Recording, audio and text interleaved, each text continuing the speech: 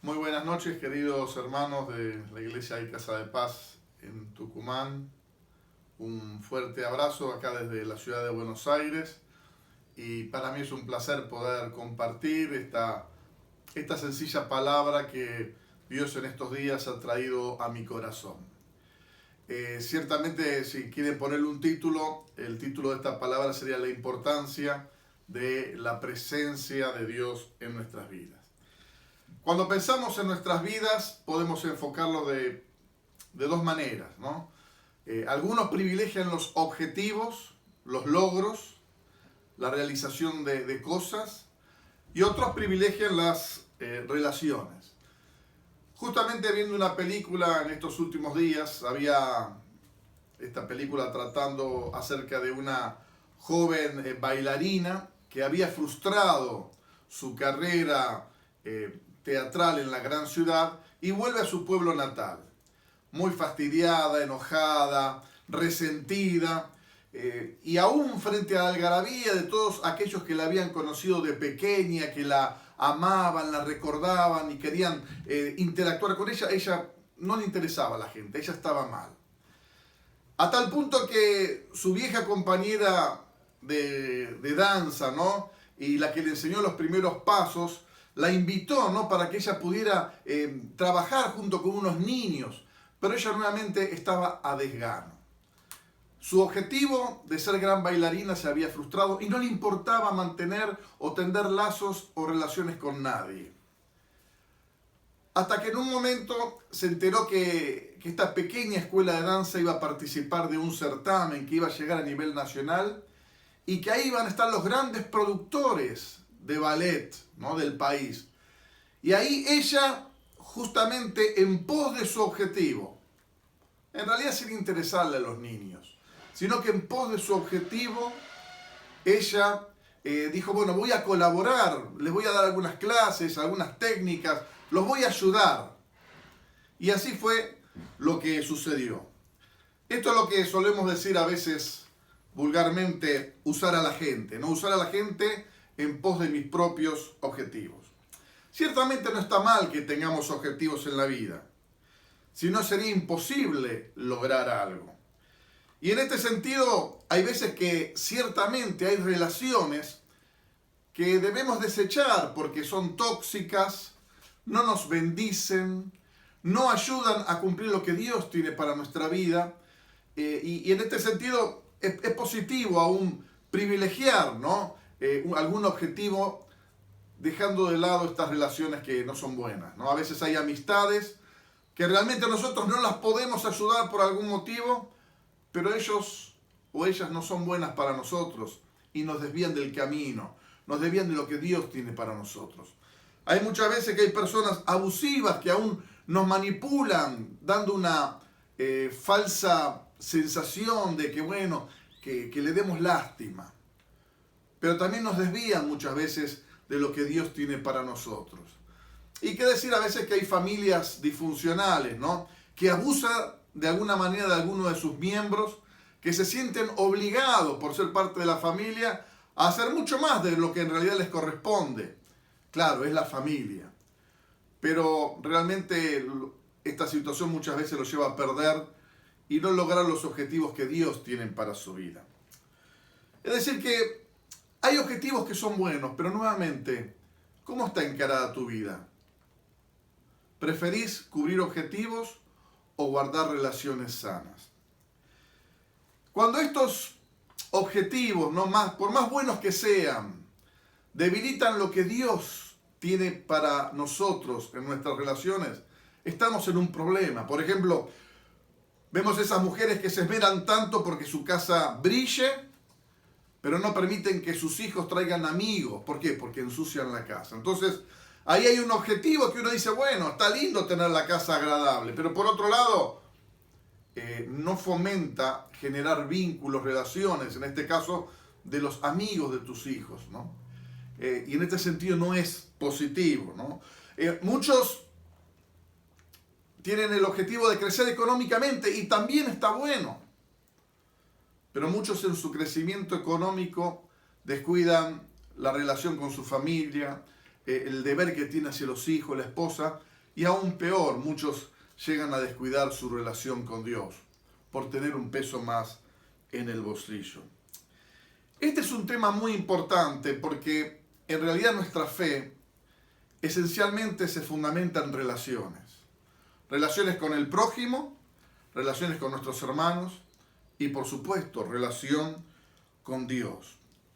Y cuando hablamos con Dios, ciertamente nuevamente, quizás la primera vez que nos acercamos al Señor fue en pos de conseguir determinado objetivo en la vida, ¿no?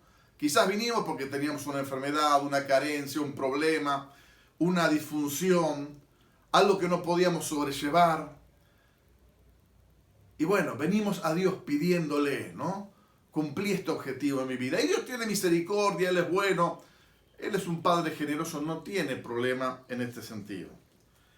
En un momento posterior, cuando vamos creciendo en la fe, nuevamente tomamos para nosotros los objetivos de Dios y esperamos que Dios los cumpla. Que Dios cumpla lo que prometió. Pero nuevamente privilegiamos objetivos. Quizás mi ministerio, mi servicio a Dios. ¿Y cómo está nuestra relación con mis hermanos? ¿Cómo está nuestra relación con Dios? Hablamos mucho de Dios, pero ¿le conocemos a Él realmente? Ministramos de parte del Señor, pero ¿qué hay en nuestro corazón? ¿Es Dios realmente real para cada uno de nosotros? Muchas veces privilegiando objetivos, vamos perdiendo, ¿no es cierto?, lo que es lo más importante, que es la presencia de Dios en nuestras vidas. Vamos a ver en la Biblia que hay un caso de un hombre que tenía claro el objetivo de Dios para su pueblo. Y no estoy hablando de cualquier objetivo, era el objetivo que Dios tenía para su pueblo. Era un objetivo de liberación, de libertad, de poseer una nueva tierra. Pero este varón de Dios, frente a una crisis en la cual se dudaba si realmente la presencia de Dios iba a estar en medio de ellos, él toma una decisión.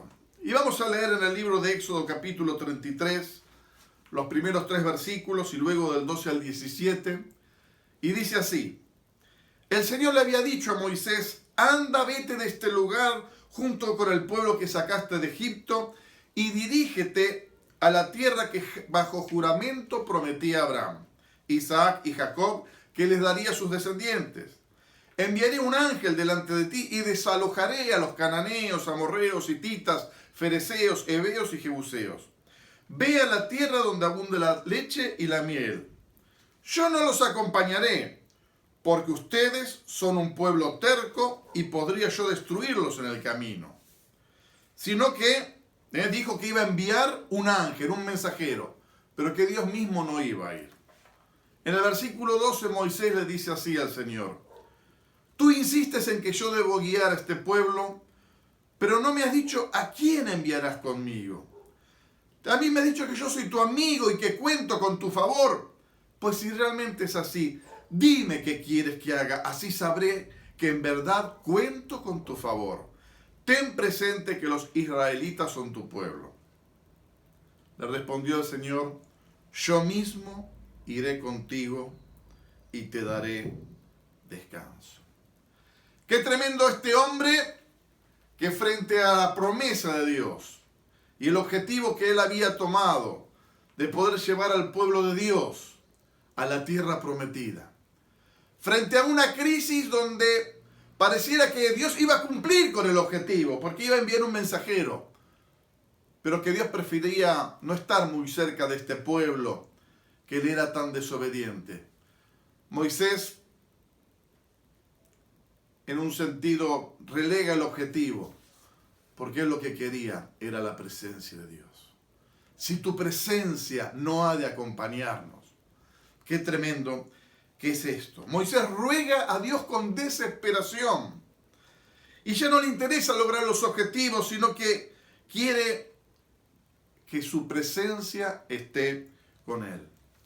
Ciertamente cuando vamos al Nuevo Testamento, nos damos cuenta que esta realidad sigue siendo así de fuerte, ¿no? ¿Por qué? Porque el propósito de Dios es que podamos relacionarnos con Él. Aún Pentecostés, esa llenura del Espíritu Santo descendiendo sobre aquel grupo, ¿qué fue más que la presencia de Dios en medio de sus vidas? El Señor espera, hermano, hermana, que anhelemos su presencia de todo corazón. ¿Cómo podemos disfrutar de la presencia del Señor? En primer lugar, debemos tener en cuenta que podemos disfrutar de su presencia porque es Él mismo el que nos sale al encuentro. Es decir, Dios es el que pone la iniciativa. Dios es el que se pasea en el Edén para salir al encuentro de Adán.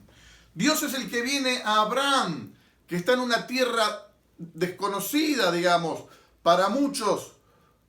Y aún Abraham mismo no conocía a Dios, pero Dios es el que le sale al encuentro y lo llama.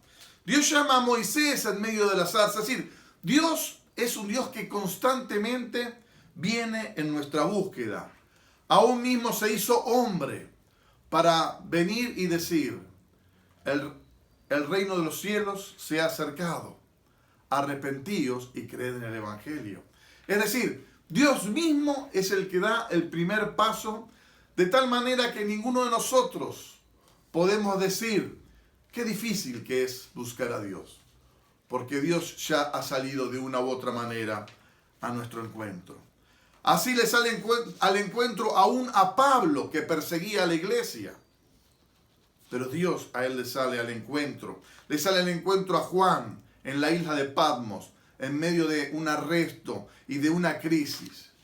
Porque así es nuestro Dios. Si bien es cierto que debemos buscar a Dios, y obviamente la palabra nos habla de buscar a Dios mientras pueda ser hallado, pero más cierto es que si nosotros le buscamos a Él, es porque Él nos atrapó con sus lazos de amor. Él nos sedujo en nuestro corazón. Aunque no estemos conscientes, Dios nos ha atrapado. Y es por eso que se ha encendido en nosotros ese anhelo, en todo caso, de buscarle a Él. Una palabra, una canción, un pensamiento. Dios está llamando constantemente nuestra atención para que podamos estar en su presencia. Por ejemplo, el domingo pasado, mi suegra compartió una canción en el grupo de familia y esa canción me llevó a otra canción del mismo grupo y Dios me empezó a ministrar de una manera tremenda y me empezó a hablar y a mostrar y a darme como una visión, ¿no?, de lo que Él espera, de lo que Él quiere. Es decir, hermano, hermana, la presencia de Dios es fundamental. Pero qué bueno es saber de que Dios te sale al encuentro. Como quizás te está saliendo al encuentro en este momento, que quizás estás en dudas, en problemas, en dificultad, y aún preguntando ¿dónde está Dios? Dios está ahí, hablándote a tu corazón. En segundo lugar, podemos disfrutar de su presencia porque su presencia realmente nos transforma. Y nadie que haya tenido un encuentro con Dios sigue igual realmente. Es más, aún aquel que tuvo un encuentro con Dios y termina renegando de Dios, no termina siendo igual. Porque su crisis posterior, si sigue en ese estado de renegar de Dios, va a ser peor que antes de haber conocido al Señor. Nadie que viene al Señor sale igual. Pero cuando venimos a Él y somos dóciles, Él nos transforma. Y esto nos hace disfrutar su presencia. Aunque a veces esta transformación duela, nos desafíe, nos incomode, pero en definitiva nos llena de paz y de gozo. Cada hombre y mujer de Dios fue transformado a través de un encuentro con Dios. Abraham fue transformado en un hombre de fe. Moisés fue transformado en un libertador. Samuel fue transformado en un profeta de Dios. ¿Y tú y yo en qué somos transformados? Si voy a lo que entiendo, mi testimonio, puedo decir que quizás las cosas más importantes de mi vida las pude decidir en la presencia de Dios. Porque delante de la presencia de Dios, ¿qué voy a decir? ¿Qué voy a decir? ¿No puedo perdonar? ¿Qué voy a decir? ¿No puedo dejar este mal hábito? ¿Qué puedo decir delante de la presencia de Dios? Cuando Él está conmigo como un padre y Él me promete sus fuerzas, su ánimo, su compañía. Por eso en los momentos más fundamentales, las decisiones más tremendas, qué bueno saber que en la presencia de Dios hay un poder transformador que nos da coraje en medio quizás a veces de nuestra cobardía. En tercer lugar, su presencia crece en nosotros también a través de la oración. Porque justamente la vida cristiana es una vida de relación. Y relacionarnos con una persona que es Dios.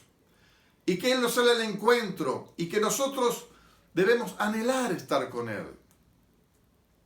Ciertamente Dios está en todas partes. Porque Él es Dios. Pero el problema lo tenemos nosotros. Que muchas veces nosotros no somos conscientes de que Dios está. Y eso es lo que sucede a veces con nuestras oraciones. Nuestras oraciones a veces son duras, son huecas, son vacías. ¿Por qué? Porque pareciera que oramos al viento. Pero qué bueno saber que hay un Dios que nos sale al encuentro, un Dios que nos escucha y un Dios al cual podemos clamar y orar. Y de esta manera poder tomar conciencia de que su presencia está en nosotros. Hay un autor, Larrañaga, que dice lo siguiente: cuanto menos se ora, hay menos ganas de orar. Cuanto menos ganas de orar, menos se ora. Y cuanto menos se ora, Dios comienza a alejarse. Pero no es que Dios se aleje, pero es que nuestra sensación perceptiva de Dios es menos en mí. Como que se ha tornado distante, casi inexistente. Hay menos ganas de estar con Él. Y cuanto menos estamos con Dios, Él mismo es menos presencia en mí. ¿Y sabes qué pasa? Cuando nos vamos alejando de Dios, nos vamos llenando de nosotros mismos, de nuestro yo. Y vuelven aquellos viejos hábitos, aquellas viejas mañas. El viejo hombre vuelve a resurgir con todo su potencial y su fuerza. Es un círculo vicioso que nos arrastra a la perdición. Pero qué bueno que Dios nos sale al encuentro y a través de una palabra, quizás a través de este culto de hoy a la noche, Dios te esté diciendo: yo puedo sacarte de ese círculo vicioso. Tienes hermanos que te pueden animar. Tienes hermanos que te pueden confortar en esta hora. Y tú puedes quebrar ese yugo de esclavitud para poder volver a anhelar mi presencia y empezar a orar. ¿Y sabes qué? Cuando empiezas a orar, te da más ganas de orar. Y cuando te da más ganas de orar, se te expande el corazón. Te vas vaciando de vos mismo y vas permitiendo que Dios cada vez sea más tu Rey y tu Señor. Y Dios va siendo cada vez más real en nuestras vidas. Este es el momento que Dios quiere que podamos aferrarnos a Él de todo corazón. Y la cuarta posibilidad que tenemos justamente para disfrutar de la presencia de Dios es a través de la lectura de la palabra, donde Dios nos habla. Pero te voy a dar, para terminar, 4 puntos, o 3 puntos mejor, sobre cuáles son las consecuencias de disfrutar de la presencia de Dios. El primero es que su presencia nos ayuda a temer a Dios. Es interesante que en el libro de Éxodo, en un momento nos dice que frente a la gran manifestación en el monte que Dios había hecho con truenos, relámpagos, humo, bocinas, dice que el pueblo tuvo miedo. Y le dijo a Moisés: no, anda vos a hablar con Dios. Nosotros no, porque tenemos miedo, nos vamos a morir. No quisieron acercarse a Dios. Le temieron a Dios. Pero en vez de un temor que los lleve a una reverencia, a postrarse y adorar a Dios, un temor que los alejó de Dios. La presencia de Dios ciertamente nos da temor, porque Él es grande, Él es tremendo, Él es Dios, Él es Rey, Él es majestuoso. No hay hombre sobre la tierra que haya recibido una revelación de Dios que no haya caído postrado a sus pies. Pero también no hay hombre que haya recibido una revelación de Dios que postrado a sus pies no haya recibido la voz de Dios de consuelo diciéndole: no temas, no temas, no quiero destruirte. Pero qué importante es que esta presencia nos genera cierto temor. Un temor que nos lleva no al miedo, sino a la obediencia. Y te hago una pregunta. ¿Por qué haces las cosas bien a veces? ¿Por miedo a las consecuencias o porque le temes a Dios? Yo he escuchado a gente, y es interesante, que ha dicho: no, yo me porto bien con mi esposa porque, bueno, si pasa algo, Dios es bueno y termina perdonándome, pero mi esposa me mata. ¿Sabes lo que suele pasar en esos casos? Llega un punto que si vos no temes a Dios, no terminás temiendo a nadie. Y terminás haciendo cosas que ni te imaginas. Por eso es tan importante tener en claro la presencia de Dios. Porque ella nos da un temor santo, de reverencia, de respeto, de obediencia. De no temer al ojo de tu patrón para tocar algo inadecuado. O no, porque me puede despedir. Sino porque hay un Dios que es presente en tu vida, que es real. Y que tú y yo no queremos para nada defraudar. En segundo lugar, esta presencia de Dios te va a ayudar a confiar en Dios. Porque como dijimos antes, Dios va a ser real en tu vida. Dios es real, pero a veces para nosotros nos parece tan lejano. Pero Dios, a través de su presencia, y cuando tú tomas conciencia de que Él está contigo, tú puedes decir como David: con mi Dios asaltaré los muros. Con mi Dios ejércitos derribaré. Él adiestra mis manos para la batalla. En Él confiaré. El Señor es mi pastor, nada me faltará. Y ya las palabras de la Biblia, las promesas no van a ser simplemente palabras, sino que van a ser una realidad en tu vida, porque has tomado conciencia de que hay un Dios poderoso que te está hablando a través de una escritura, pero que esa escritura es viva para vos y te genera una confianza, sabiendo que no va a haber nadie que pueda hacerte frente si Dios está contigo. Y en tercer lugar, su presencia nos da plenitud.